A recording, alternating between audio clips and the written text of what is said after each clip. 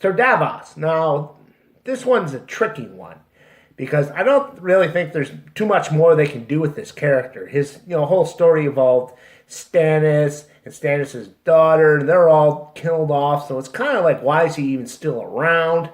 Wouldn't this be the prime opportunity to kill him off? But I don't think they will. I think Davos is going to live, and I think it's just because they're going to need support from people down south, from that region that he came from, so we'll see him trying to court those people in the battle against Cersei.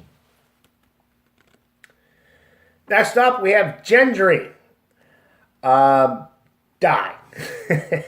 I think Gendry's going to die. Much of a reason for it, except that, he is Robert Baratheon's. He's Robert's bastard son.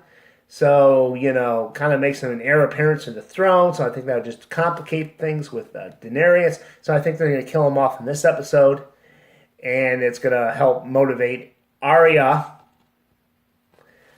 to live a life outside of, society. She'll be so heartbroken about losing Gendry that she's going to go off and become a faceless man. And that's just going to be her life.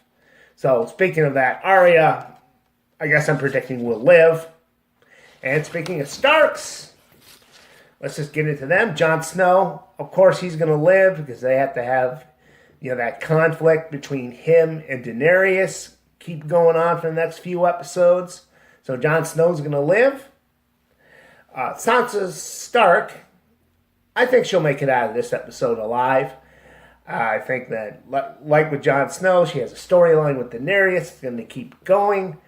So I think Sansa's going to live and become, the permanent Lady of Winterfell. Bran Stark. Who cares? I don't give a flying fuck one way or the other. If I had to say it, I think he's going to live so he can go and live a life as the three-eyed raven. And that'll be the end of Bran. So I think Bran's going to live. Speaking of families, let's move on to the Lannisters. Tyrion and Jaime, they're both going to live. They have their story with Cersei. And of course, Bronn, the assassin, he's out to get Tyrion. So there's a story there. So both of them are going to make it out of the Battle of Winterfell. Now let's take a look at the other side of the Battle of Winterfell. The Night King, I think this is the episode where he gets his permanently. And then, the rest of the season is about taking on Cersei. So this is where you say adieu to the Night King. So let's just get into the last three predictions.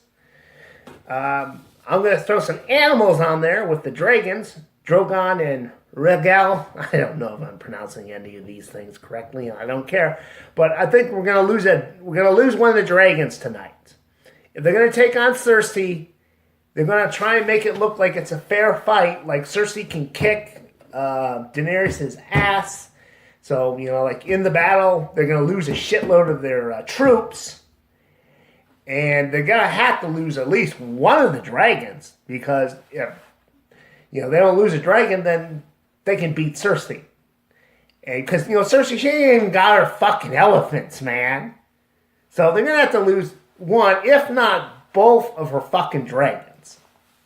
The zombie dragon is also going to get taken out tonight. But I don't care. He's already dead.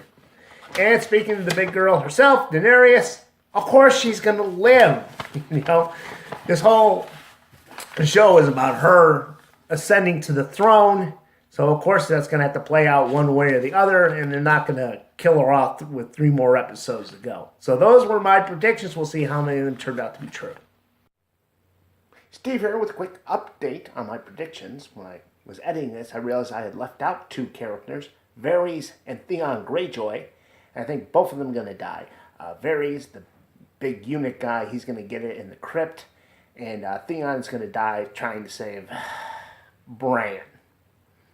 And that's the end of my predictions.